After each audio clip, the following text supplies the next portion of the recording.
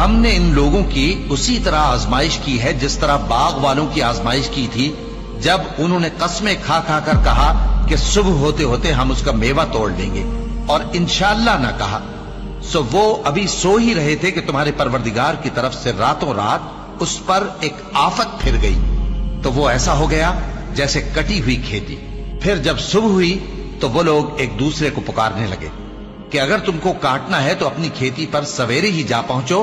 سو وہ چل پڑے اور آپس میں چپ کے کہتے جاتے تھے کہ آج وہاں تمہارے پاس کوئی فقیر نہ آنے پائے، اور کوشش کے ساتھ سویرے ہی جا پہنچے گویا پیداوار پر قادر ہیں.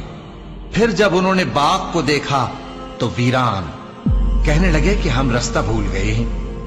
نہیں بلکہ ہم بے نصیب ہو گئے. ایک جو ان میں سمجھدار تھا بولا، کیا میں نے تم سے نہیں کہا تھا کہ تم تسبیح کیوں نہیں کرتے؟ دوسرے کہنے لگے کہ ہمارا